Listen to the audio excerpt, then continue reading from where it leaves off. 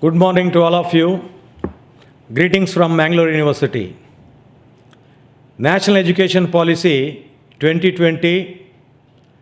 I want to give you a snapshot of the past, present, and future, particularly focusing on the key concerns, challenges, and opportunities for transforming the landscape of higher education in India. When we try to understand the entire scenario, we can break into two parts: pre independent India and post independent India. As far as pre independent India was concerned, invariably we will make reference to three important policy perspectives. The infamous Macaulay's Minutes in 1835. The second one, Wood's Dispatch, brought out in 1854, and the Hunter Commission in 1882. Of course, all the three documents were mainly focusing on the British regime and the colonial policies and practices. As far as post-independent era is concerned, we have got seven important major turning points. The first one was Dr. Radhakrishnan Commission of 1948. The second one, Kothari Commission 1966. National Education Policy of 1968 and 1986. Then Yashpal Committee 1993. National Knowledge Commission 2006. The Tandon Committee report of 2009, and the much talked about and the much desirable, the third National Education Policy 2020, chaired by Padma Vibhushan, Dr. K. Kasturirangan. So as far as the NEP 2020 is concerned, I can identify 9 crucial features. The first and foremost one is, this is the first NEP of the 21st century. The second one, transformative changes right from pre-kindergarten to post-graduation and beyond. The third one, main focus is on not just changes in some pockets of excellence, but transformation. Next, student centricity, flexibility and choice, because one can come across a paradigm shift from teaching-centric teaching paradigm to learner-centric learning paradigm. Next, it is competency-based, not just a qualification-providing mechanism. Multidisciplinary and holistic in nature. Then it is not output-based, but more importantly, outcome-based perspective. The underlying philosophy of NEP 2020 is nation first, character must. Therefore, the ninth feature is NEP 2020 contains several innovative ideas and daring proposals. Fine, with this background, we will try to examine the strengths and the opportunities of NEP 2020 as far as transforming the landscape of Indian higher education system is concerned. The 21st century is definitely belonging to the knowledge-driven society. Intellectual and cultural traditions of India are to be reckoned with. Therefore, any policy postulate will be evolving with a philosophy of continuity with change. It means the best traditions and the best practices of the earlier years will be continued, of course, with changes to suit the current time, the demands of the nature and the society. We have to adopt transdisciplinary approaches wherein we have to blend the indigenous and Western scholarships mainly focusing on innovation, academic excellence, flexibility, professionalism, and self-reliance. Therefore, in the fitness of things, we need to integrate traditional and modern knowledge systems to be locally relevant and at the same time globally competitive. As far as Indian knowledge systems are concerned,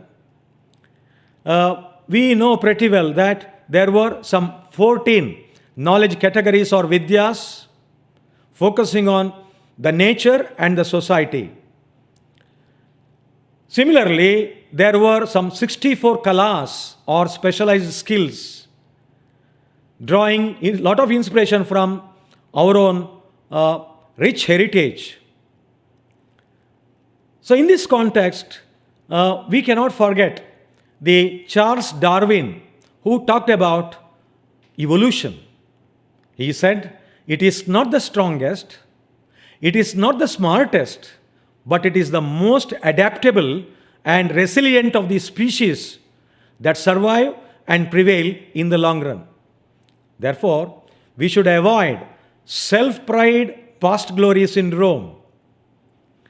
We should not become part of the problem. We should try to become part of the solutions. We owe a debt of gratitude to our own intellectual legacy of Indian civilization. We need to rediscover our own roots. For instance, Panini, the greatest Sanskrit grammarian, around 600 BC, the Charaka, evidence-based approach to medicine, Sushruta, surgical tradition, around 400 BC, Kautilya's Arthashastra, Aryabhata's astronomy and mathematics of 476 AD, concept of zero, Varaha Mihira said that moon reflecting the sunlight around 499 to 587 AD, Bhaskaracharya 1114 to 1183 AD talked about the force of gravity. Then we also understood the fact that Takshashila University, established in India in 6 BC.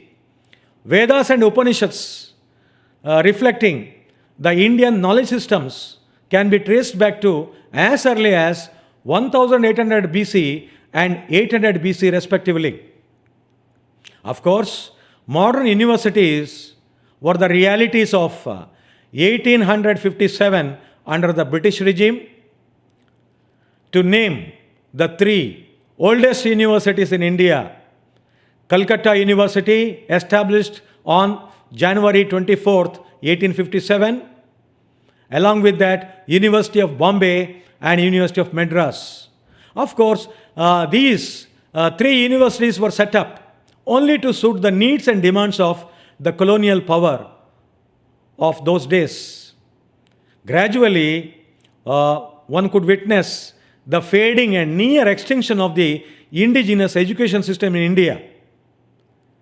In 1947, from 3 universities to 20 universities were established, and as of now, we have got 1,040 universities and 39,800 colleges in India.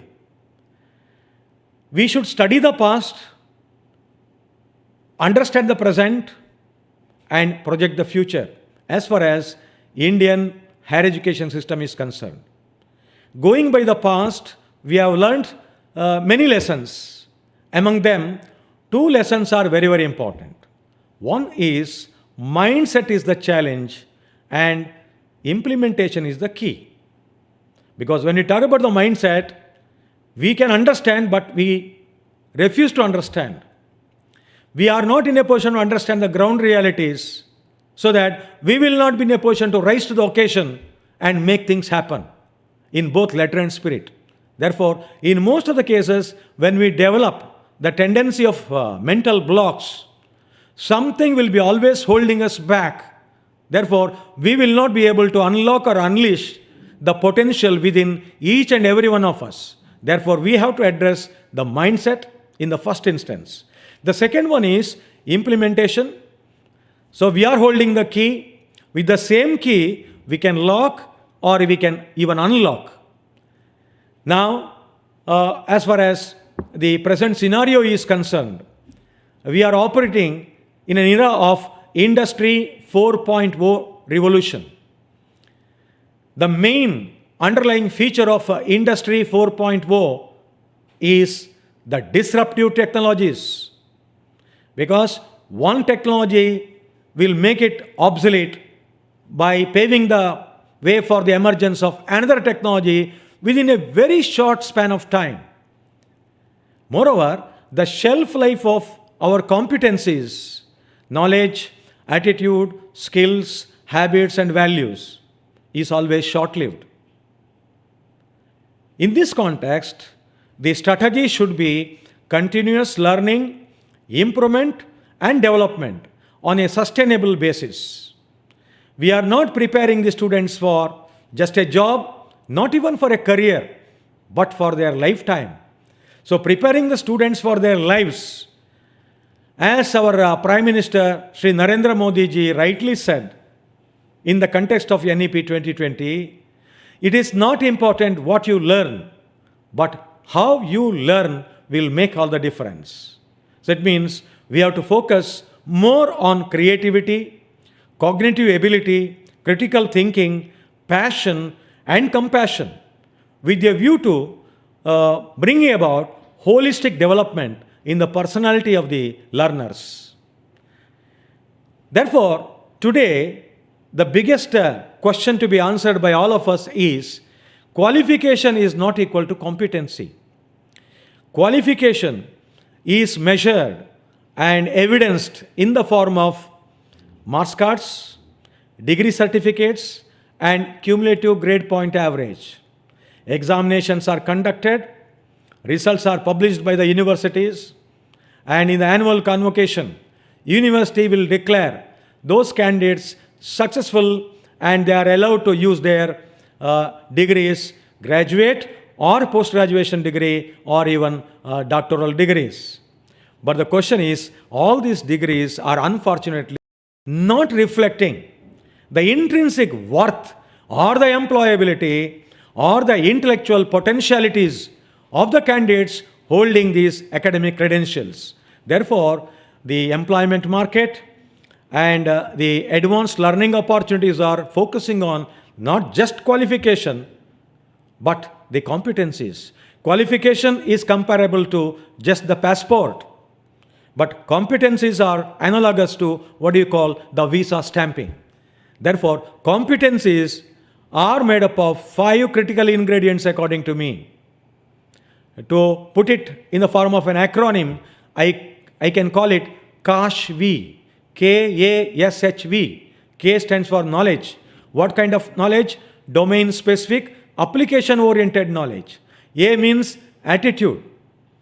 Your attitude will always determine your altitude, the height of thinking process. Then S stands for skill mix. The learner should always acquire relevant and requisite skill mix, not for today or tomorrow, for the next 10 years. Then comes H. H is nothing but the habits. Old habits die hard. The students must be able to cultivate positive and constructive learning habits, because these habits acquired within the portals of the institutions of higher education will be later on carried further forward to the place of work, and eventually those habits will become constructive and positive work habits. Then V stands for values, because our holy scriptures will tell us that values left in our children touch their destiny more than valuables left to them. It is not the material wealth which will shape and reshape the fortunes of our learners or the students. Therefore, qualification will have to be converted into competencies. KASHV, knowledge, attitude, skills, habits, and values. And we are also experiencing and witnessing golden opportunity today compared to other nations of the world, because India is the youngest nation in the world, because the average age of the Indian population is 27 years. So it means we have to make the best use of what you call demographic dividend.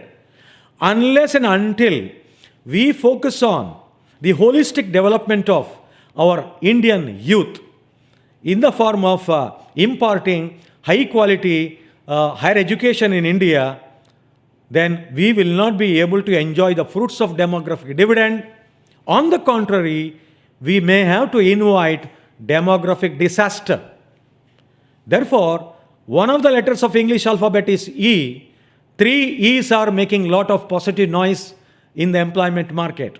One is education, the second one is employability, third one is employment. Unfortunately, up till now, we have been focusing on only 2 E's. They are education, we say quality education. The other one is somehow our youngsters must get gainful employment. But this employability has been put to the back burner. Now, NEP 2020 is focusing more on making our students multidisciplinary and employable in their outlook, and also in the form of acquiring the relevant 21st century competencies. Now, the important 7 pillars of NEP 2020 are: one is access. It means that is possible through the strategy of expansion of universities and colleges. The second one is equity. It means based on the principles of equity, fair play, and natural justice, no child should be deprived of education in India, and equitable opportunities for pursuing not only primary education or secondary education or college education or university education, therefore equity. The third one is excellence. It means quality, the best possible quality, and we have to meet the global standards of education. The fourth one is affordability, because we have got socio-economically disadvantaged groups. We have got economically poor or lower middle class, poor and very poor families, particularly in the rural areas and some parts of the urban areas. Affordable higher education is very, very important. Then comes autonomy. Autonomy is nothing but freedom to take action. NEP 2020 focuses on autonomy to the faculty and the institutions. But autonomy is not absolute freedom, it is responsible freedom. Then comes transparency. It means authenticity. Whatever we do, we have to be transparent in our dealings, in our agreements, in our transactions, all those things. Therefore, transparent deeds are very, very important. Then finally, the seventh one is accountability. It is nothing but ultimate answerability. So we are answerable to the society at large. We are answerable to our multiple stakeholders who are always having conflicting expectations. We have to balance them. So access, equity, excellence, affordability, autonomy, transparency, and accountability are recognized as the 7 building blocks or the 7 pillars of NEP 2020.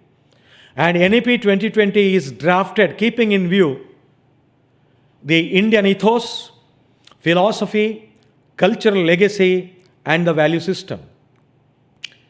And before finalizing the NEP 2020, the central government, the intellectual rubric of the society, and everyone belonging to different walks of life took part in shaping and reshaping the 484 pages of draft National Education Policy 2019.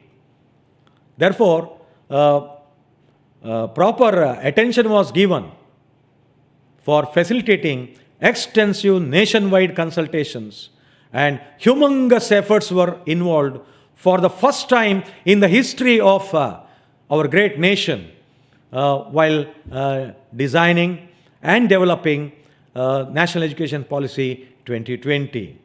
So it means the punchline is from deprivation to development to make India Atmanirbhar Bharat. We have to stand up on our own legs and we should become self-reliant. So we should get education for life. Similarly, multilingual formula of NEP 2020 focuses on language diversity. Then, of course, vocational education is very, very important to make students more employable. As far as our Indian higher education system is concerned, first of all, we must understand what we are and where we are. Understanding the present will take us to the future. It means where we intend to reach in the days to come. Then only we'll be able to understand what you call the gaps with the help of a gap analysis. And I am focusing on some 13 key concerns. The first one is outdated and rigid curricula. Next, large numbers of vacant faculty positions. Third one is poor quality of faculty in terms of both their commitment and competence. The fourth one is poor systemic enablers for student mobility. Next one is the near absence of a culture of research. Then minimal and poor research work in the form of output. Then a flawed and rigid system of examination. Poor methods of teaching and learning. Low levels of skill development among students, resulting in low employability or employability quotient. Then dominance of vested interests, eroding the fabric of the Indian higher education system. Inadequate provision and poor management of educational services. We have got Sakala. The issue is how good we are at implementing the Sakala norms and the standards. Then comes what you call problems in governance. The last concern could be need for greater transparency, accountability, and autonomy to take our Indian higher education system further forward. Therefore, the real spirit is how to bring about and create, build, and nurture a robust, innovative, and ebullient higher education system. Currently, there exists a serious mismatch between the demand and supply. What they practice in the corporate sector, unfortunately, we don't teach in our higher education institutions. What we teach, they don't practice. There is a yawning gulf between theory and practice. And today, corporate sector is mainly depending upon evidence-based and research-informed practices. The comfortable truth is we are third largest higher education system in the world, next only to the United States of America and China. And moreover, ours is the youngest country in the world with an average age of 27 years.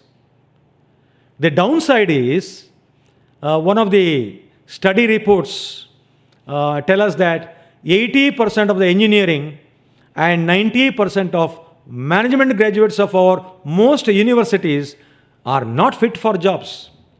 Forget about making them future ready. As far as skilled workforce is concerned, in other parts of the world, 96% in South Korea, they have got skilled workforce, 45% in China, 50 to 55% in the United States of America, and 74% in Germany. What about in India? Because our National Skill Development Corporation tells that India is rich in terms of human resources, but the question is, are they truly resourceful? Mostly not.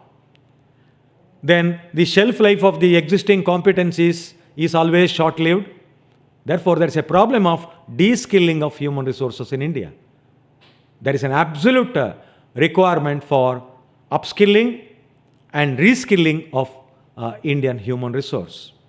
So in this context, how to overcome the problem of de-skilling and how do we gear ourselves up to take care of reskilling and upskilling challenges. Added to that, we are also encountering the problem of low gross enrollment ratio. It is somewhere 27%. And NEP 2020 talks about the target rate of 50% GER in higher education by 2035. And sometimes our Association of Indian University and University Grants Commission, they think in terms of suggesting an alternative enrollment ratio, that is eligible enrollment ratio. Right now, gross enrollment ratio is the most popular one, widely accepted one, but the flaw is it is considering the population belonging to 18 to 23 years. But in the Indian context, many youngsters have not yet completed 12th standard by then or plus 2. So it means that is not reflecting the true and fair view of the higher education enrollment in the Indian context. Therefore, the better, more qualitative aspect is gross enrollment ratio may have to be replaced by eligible enrollment ratio. Who are eligible to pursue higher education, college and university education among the population in the age group of 18 to 23 years. Ultimately, NEP 2020 aspires to create the best minds as per the demand of time, society, and also the future. A new model of forward-looking university system rooted in Indian culture will have to be designed, developed, and delivered. We are very much thankful to the Indian higher education system right now, that is Swayam platform. It means study webs of active learning for young aspiring minds. SWAYAM, Swayam. It is nothing but Indian massive open and online courses called MOOCs platform. And NEP 2020 also encourages similar open learning resources like open and distance learning. So it means we have to reimagine and remodel new universities to meet the vision of New India. NEP 2020 talks about only 3 categories of higher education system in India. One is research-intensive universities, then teaching-intensive universities. The third one is degree-granting autonomous colleges. This gradually affiliation system will be done away with, and we have to encourage the colleges to apply for autonomous status. In order to apply for autonomous status, they will have to become eligible. It means they have to create, build, nurture, and sustain basic facilities, digital infrastructure, physical infrastructure, human, intellectual, all those things. Then only they will be able to handle the demands of and also the aspirations of NEP 2020.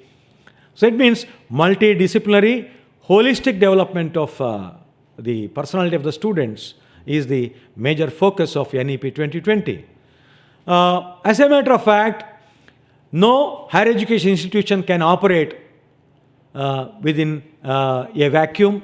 So it means we have to operate within a given socio-economic, politico-legal, technological and cultural framework. Within this framework, nothing is permanent except change, because change is permanently changing. So that is what Swami Vivekananda said long back. Truly educated person is one who has got the capacity and willingness to learn and change. We should unlearn what we have wrongly learned all these days, relearn new things, and get ourselves committed to the continuous process of learning, improvement, and development. Then again, learn to change, change to learn, and learn to learn. Here, learn to learn is the most fundamental of all learning. So it means there should be mental revolution on our part, then only we can change our mindset to suit the demands of the time. So it means students must be able to acquire 21st century competencies, because the present state of mediocrity and chaos in the Indian higher education system must be properly and timely addressed. So in this context, I understand theory, research and practice are comparable to a three-legged stool. One without the other is totally meaningless and atrocious. As Albert Einstein rightly said, we cannot solve our problems with the same thinking we used when we created them. Therefore, NEP 2020 envisions an education system rooted in Indian ethos that contributes directly to transforming India, that is Bharat, sustainably into an equitable and vibrant knowledge society by providing high quality education to all, and thereby making India a global knowledge superpower. Great emphasis has been laid in the policy on equipping the students with 21st century skills. So in the context of Indian higher education system, we have got state universities, central universities, private universities, and deemed to be universities. As far as colleges are concerned, we have got government colleges, private aided, private unaided or self-financing, and autonomous colleges. The biggest challenge for the government and for everybody is how to create, build, nurture and sustain quality in those institutions of equity and equity in those institutions of quality. I know very well that it is easier said than done.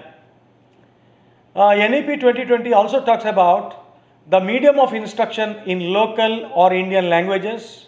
It means one can witness a paradigm shift in the whole ecosystem of Indian higher education.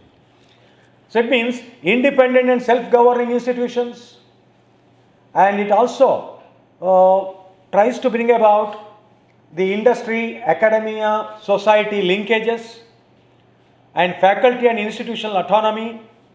As far as regulations are concerned, it says light but tight regulatory exercises, and the introduction of National Research Foundation, so that it will encourage quality research, innovation and excellence. More importantly, internationalization of higher education will be encouraged.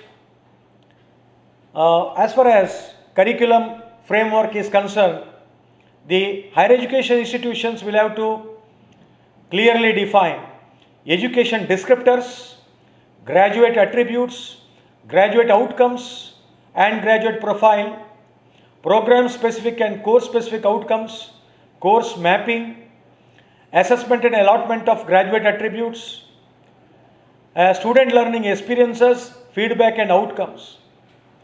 And as far as pedagogical innovations are concerned, NEP 2020 intends to promote e-learning, experiential learning, looking beyond the curriculum or four walls of the classroom, open learning resources like open and distance learning, massive open online courses, blended learning, technology-enabled learning ecosystem, problem-based learning, and outdoor learning.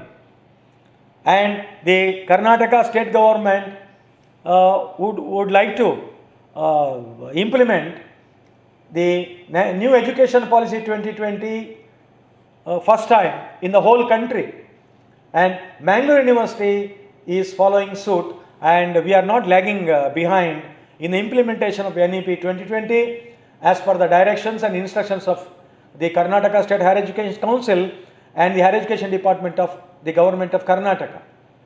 So from this academic year onwards, so it means 2021-22 onwards, we wish to introduce 4-year multidisciplinary undergraduate programs.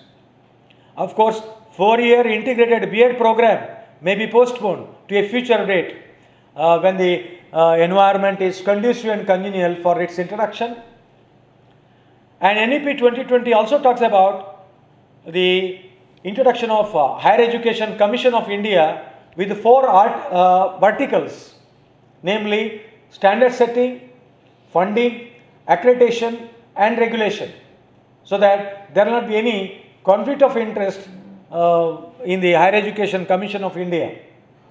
Sincere attempt to break free from the shackles of the colonial past can be witnessed in the introduction and implementation of NEP 2020. The major crux of the issue is human development should always precede human resource development, because life should come first, then the livelihood. So accordingly, 50% of GER by 2035 in the higher education system. There is a significant shift or the departure from teacher-centric teaching paradigm to student-centric learning paradigm, focusing on lifelong learning mission, and the introduction of academic bank of credits so that students can accumulate credits, and these credits are transferable from one institution to another institution within India, and also from India to a foreign institution with much comfort. And here the intention is equipping the students in certain areas like learning to know, it's a knowledge domain. Then learning to do, it means converting theory into practical solutions. Learning to live together, the social harmony or survival is not important. Living gracefully, impactfully, meaningfully will make all the difference. So learning to live together and learning to be, because you have to become a better human being and try to become a great person only through deeds. So that kind of thing is possible only through holistic development of the personality on 5 dimensions: physical, mental, intellectual, social and spiritual well-being. So that is what NEP is launched after 34 years, and a new normal is setting in due to the COVID-19 pandemic. As Dr. Sarvepalli Radhakrishnan has rightly observed, the end product of education should be a free, creative man who can battle against historical circumstances and adversities of nature. Books are means by which we build bridges between cultures. Now, I would like to focus on the key challenges and strategies to implement NEP 2020 in a very synergistic and symbiotic manner. The first and foremost challenge is our own mindset, because we resist change. Why do people resist change? Because disturbing the status quo will be perceived as unpleasant aspect. It's a human tendency. It's very natural and inevitable. And people will come out with what you call points and counterpoints, and they will also act like a devil's advocate because of the 4 important reasons. The first one is lack of understanding the change, what it is and what it is not. Unless we read once or twice the 484 pages draft NEP 2019, we will not be able to understand and appreciate the intricacies and the aspirations contained in the NEP 2020 documents, which has got 66 pages. Therefore, the solution is spreading the awareness, interest, desire and action mode called AIDA, A-I-D-A. So it means awareness, interest, desire and action. And we have to create and develop and use what we call the art of convincing with facts and figures before, during, and after the implementation of NEP 2020. The second reason is fear of change or the fear of the unknown. That is, can be sorted out through discussion, consultation, and dialogue. And we have to overcome the misapprehensions which are already existing in the hearts and minds of our multiple stakeholders. The only thing you have to fear is fear itself. And nothing is permanent except change. Therefore, we have to overcome this fear of change or unknown. The third reason could be lack of incentives to undergo the change to be brought out by what you call the NEP 2020 and its implementation. The benefits and intended consequences and transforming the landscape of Indian higher education system, how and what are the technicalities involved, and how we can unleash and unlock the potential within every individual, and the focus must be on excellence.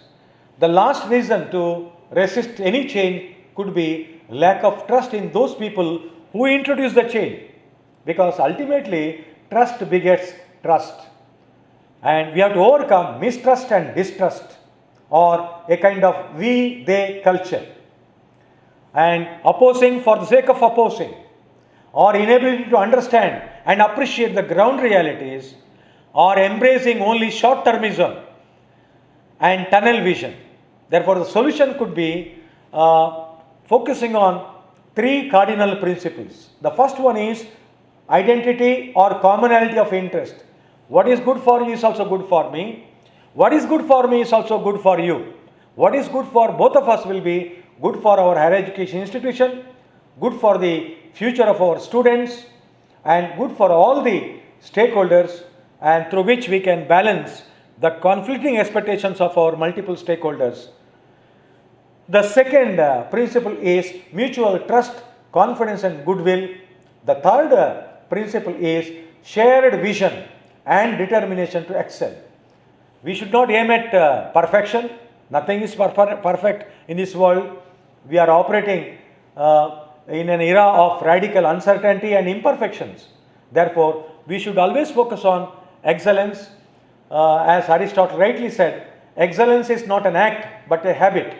Therefore, shared vision and determination to excel, through which we can overcome all the four reasons as to why people normally resist change. Next issue is we are taking shelter under different reasons. That is what our mindset. So let us say NEP 2020. No, we need not implement NEP 2020, because my mindset tells me this is not the way we do things here. We are all right even without it.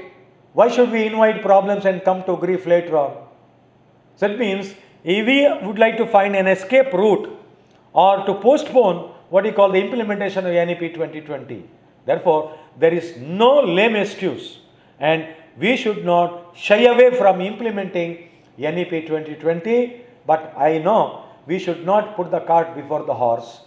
We have to create conducive and congenial atmosphere before the implementation of NEP 2020. The solution here is we have to develop an open mind.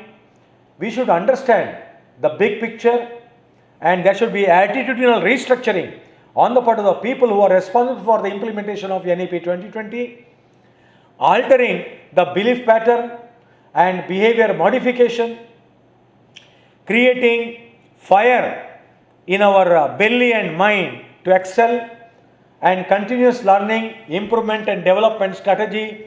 Ultimately, we have to make things happen. Another aspect in our mindset is always something is holding us back.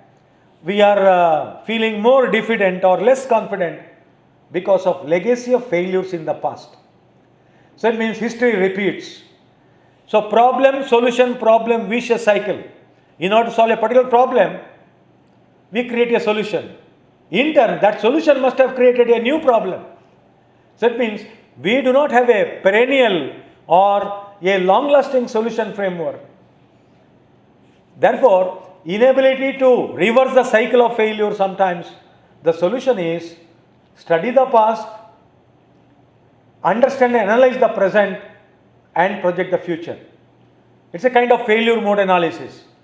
In the pre-independence era and also in the post-independent India, why many policy postulates failed, why we could not implement all these previous NEP, particularly NEP of 1968, NEP of 1986, and some tweaking done during 1992. Why?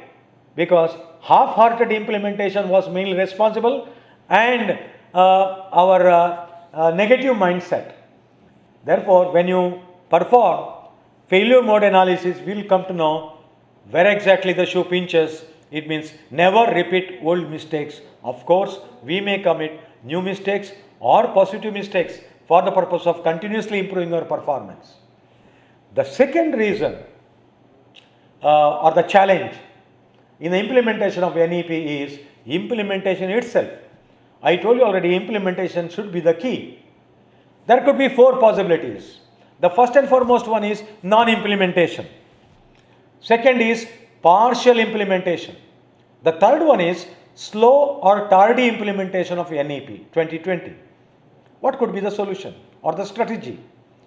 Implementation in a phased manner, because we cannot implement everything all of a sudden, because the NEP 2020 document is only a policy, it is not a law, and it has got a time frame of 20 years, because this is the 0 year 2021-22 academic year, and we will go up to 2040, at which time we will review the entire implementation process, or because it is not enough if we espouse the policy, we have to enact it, we have to enforce it, but in a phased manner. Sharing experiences and lessons learned. We have learned historical lessons. It means mindset is the challenge, implementation is the key. Therefore, we cannot afford to repeat the same old mistakes. And we should also think in terms of mid-course corrections, because only when we start implementing NEP 2020, we will come to understand the ground realities, the impediments, bottlenecks, the retarding factors, or what is holding us back. Ultimately, we should never throw the baby along with bathwater. We should retain the tub and the baby, throw only the wastewater. That means we have to demonstrate genuine intentions through timely and appropriate actions.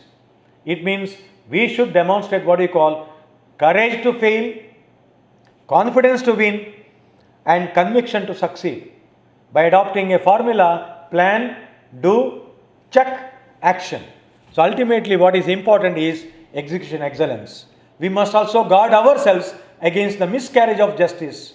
Never put the cart before the horse. So it means we have to create, build, nurture and sustain conducive and congenial atmosphere for the successful implementation of NEP 2020. That is what Stephen R. Covey rightly observed in his wonderful book, The 7 Habits of Highly Effective People. He says, begin with the end in your mind. Be proactive. Put first things first. It means sense of priority and urgency, or we say must, should, nice, concentric circles, or vital, essential, desirable, concentric circles, and that kind of situation. Then think win-win. Seek first to understand, then to be understood. So 484 draft National Education Policy 2019 report. Then 66 pages NEP 2020 document. Then synergize. It means 1 plus 1 must be equal to 3. Then sharpen the saw. So it means you may not consume more than 15 minutes to cut the wood with the help of the saw. But remember, you must have invested at least 15 hours to sharpen this saw. Therefore, we have to invest sufficient time to understand and appreciate the real intentions behind the policy postulates of NEP 2020. So it means for the successful implementation of NEP 2020, We want not the bureaucratic will or the political will, we want national will, because nothing succeeds like success. At the same time, nothing fails like failure. Take all stakeholders into our confidence and building on success and taking the mission further forward with a determination to excel. The third challenge is it is only a policy, not a law. Education being in the concurrent list of our constitution, both the central and the state governments will have to bring about changes in the legislative enactments timely, appropriately, and on a mission mode. Then the fourth one is real challenge, that is budgetary support. It means promise of 6% of GDP on our Indian education needs to be actualized, because sanctioning is one thing, releasing the amount is an altogether different thing. Therefore, orchestration of efforts should be there to make it happen. The fifth one is balancing the conflicting expectations of multiple stakeholders, because we have got thought leaders in our think tank and we have to focus on the task, and we have already created task forces. Then constructive dissent is to be encouraged.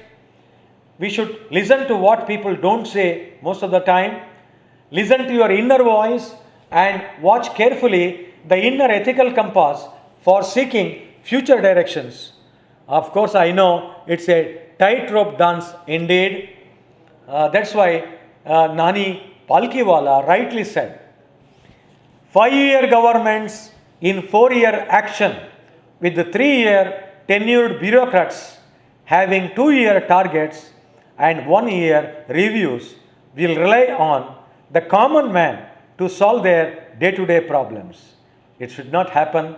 Therefore, mission mode is very much sought after for the successful and meaningful implementation of NEP 2020, and the challenges should not be lost sight of. We have got the proper ingredients and the right recipe, but what we make of it depends on us. Transformation without tears should be our motto. Legislative action, structural transformation, administrative changes, curricular reform, all these things should happen, and during 2021 and 2022 academic year, Mangalore University will also undertake various implementable action programs with the help of consultative process, because we strongly believe in what we call democratic, participative, consultative and inclusive process. Association of Mangalore University College Teachers, we call it AMUKT, then subject associations, chairpersons and members of the Board of Studies, deans of various faculties, members of the Academic Council, members of syndicate, the responsible members from the civil society, NGOs, all these people will be consulted to make our implementation process very meaningful and appropriate. Ultimately, holistic and multidisciplinary education should be the motto. Education for life is our goal. And as we normally say in the Hindu mythology, the Trinity of God, we strongly believe in that. Brahma, Vishnu, Maheshwara. Brahma is the creator of the universe. We have to create, build, nurture and sustain conducive and congenial atmosphere for the effective and meaningful implementation of the policy postulates of NEP 2020. Vishnu, the maintainer, we have to maintain the tempo for the continued implementation of the policy postulates of NEP 2020. Shiva, the destroyer, we have to play the role of Lord Shiva for the purpose of destroying all the hurdles, bottlenecks, impediments, retarding factors, problems and difficulties standing in the way of implementing NEP 2020 in both letter and spirit. Therefore, that is very, very important. And ultimately, I am extremely delighted to inaugurate this 1 week national level FDP starting from today, that is July 5th to July 10th, 2021, on transformation in Indian education through national education policy, challenges and opportunities, organized by Government First Grade College for Women, Balmata, Mangalore, and its Internal Quality Assurance Cell in association with St. Aloysius College Autonomous, Mangalore, and its Internal Quality Assurance Cell under Paramarsh scheme sponsored by the University Grants Commission.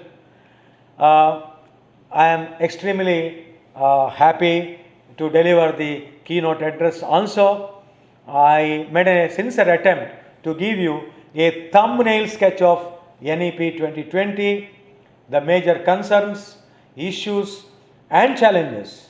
So therefore, we have got the courage, confidence and conviction to make things happen, and we will implement it with the philosophy of collaborate to compete. I wish you all the best. You make the best use of the several moments of truth available during this week-long faculty development program. I wish you all the best. Jai Hind, Jai Karnataka.